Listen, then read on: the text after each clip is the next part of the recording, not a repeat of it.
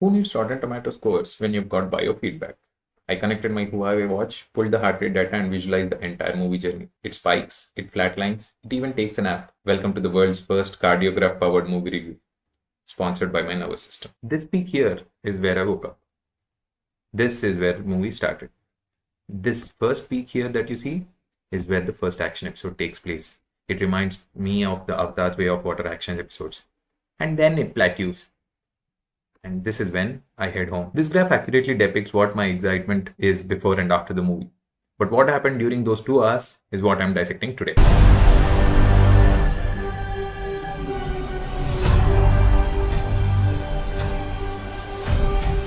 Hello, hi, and namaste. Welcome to my channel where I try to find innovative ways to describe a movie that I'm disappointed with. Just kidding. Or am I? And today that movie is Jurassic World Rebirth. This movie is the seventh in the Jurassic Park franchise. Doesn't feel like it, no? When compared to Mission Impossible or Godzilla series, Jurassic series is a little left behind. Not that it doesn't deserve it. The last Jurassic movie with Chris Pratt gave me a bad headache. What does this movie has to offer? First we have Scarlet Johhanson, favorite Black Widow from the Avengers. She plays a mercenary in this movie who takes up the responsibility of bringing blood samples from different dinosaurs in a land far, far away. Being in the industry for decades, you'd expect that she is just not a pretty face, but also a good actor, right? But her acting in this movie is meh. Not great, not bad, just okay. I'm going to give her 3 stars, no further explanation. Since we are talking about acting, we have a whole bunch of people who have screen time throughout the movie, but everyone is meh. In fact, less than meh. They don't even get their own photo in my review. That bad they are. Their acting is insufferable. It's as if they aren't even trying. And in a lot of scenes, you could tell that they are even acting over the top just to justify the stakes. Not impressive. 2 stars for the whole cast. But not everyone is meh. There's a small kid in the film with a little screen presence. She was the best of the lot. Imagine a kid stuck in a Jurassic Park like island, stuck between emotions like fear and childlike innocence. I must say she did justice to her character. In fact, the director's previous movie, The Creator, had a kid with a very important role. I expected the same in this movie, but the kid was let down by the writing department. Nevertheless, she gets 4 stars. Here comes the captain of the boat. Yes, boat and not ship. And you would know why when you watch the film. Gareth Edwards, a British filmmaker. You must absolutely know his previous works because that's what led me to watch the movie even without watching the trailer. Just from the last few films, you would guess that this man means business. This is his 3rd film where he does a movie in an already existing franchise, Godzilla, Star Wars, and now Jurassic. I was pleasantly surprised on how good Rogue One was. The climax still blows my mind. If you haven't watched it, give it a try, since it's one of the best ones from the Star Wars franchise. I can't stop talking about The Creator. Irrespective of the IMDb ratings, this is one of my favorite movies in the sci-fi genre. Just this one image should convince you to estimate the brilliance of the movie. Coming to Jurassic World Rebirth, I expected a solid sci-fi movie with emotional depth and great logic. But this time he hasn't reached the levels of Rogue One or The Creator. There was something missing in his direction that I could put my finger on. It seemed like he had very less freedom to execute his vision. The entire movie felt like it could have been great, but did not reach its potential.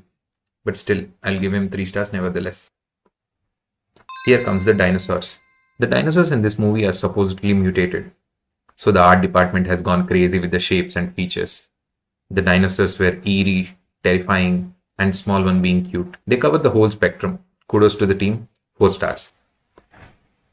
The VFX department also gets 4 stars, no justification needed. I think we are at a point in VFX where the animated objects don't stand out anymore. They blend in with the humans, giving us extra, and the 3D aspect adds to the fun. If you're a fan of big, beautiful dinosaurs, you should definitely go watch this movie. And then we have the screenwriter David Koepp. I must say the screenplay of his previous movies hasn't impressed me. I remember when I saw my favorite movie, The Mummy remade with Tom Cruise, I sobbed. It wasn't anywhere near the original. Just like this movie, it lacked emotional depth. It was just story told with action episodes. I remember sleeping in the theater watching Inferno. I was about to put up a bad review on Indiana Jones Dial of Destiny, but I let go. And the screenplay in this movie is not different. The story allows the screenplay to have 3 parts.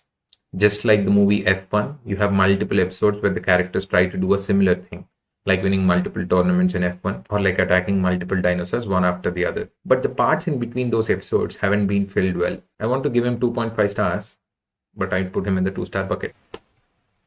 The emotion follows the same suit. You would feel very little connection to the characters, to the situations. There are no high stakes, just linear storytelling in the form of action episodes. 2 stars. The story is not very new, not very old. It's just a different take on the Jurassic World, just like the Godzilla franchise and their side missions. But the title Rebirth is misleading. This story feels like just a side quest and not a rebirth. For that, I'm punishing it with 2 stars. The logics in this movie have taken a backseat too. A multi-billion-dollar organization which deals with dinosaurs hires only 4 members to do the job. They have no backup plans. They use no new technology, but they go to fight the dinosaurs. 2 stars. Next, we have the cinematographer John Matheson. Just look at his filmography. It dates as far back as Gladiator to the recent Jurassic World. His cinematography is in the zone of nice to excellent. The forests, the oceans, the dinosaurs, the scale of the movie. He has done a brilliant job. 4 stars.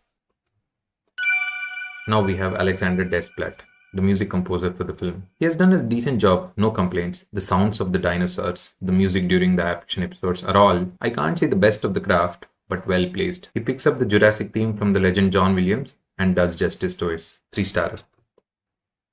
Next come the action episodes. The story and screenplay give action episodes the lion's share. The action episodes in the oceans, in the mountains, underwater, in the hilltops are all neatly executed. At least during the action episodes, you would be on the edge of your seat, and that's something to be rewarded. 4 stars. Last but not the least come the producers of the movie. I added them to my list because producing a movie like Jurassic World is no easy task. The budget of this movie is apparently $200 million. F1 was produced in the same budget too. Mission Impossible Final Reckoning had $300 to $400 million. Comparing the budget they put in and the quality of the film produced, I can definitely give them 3 stars. In conclusion, Jurassic World is a good one-time watch in the theaters. Good at points, disappointing at times, but definitely not leaving a bad taste like the previous movie. The movie demands to be watched in 3D or 4DX. It just enhances the experience. Considering everything, I would rate this movie 7.5 on 10, which is decent.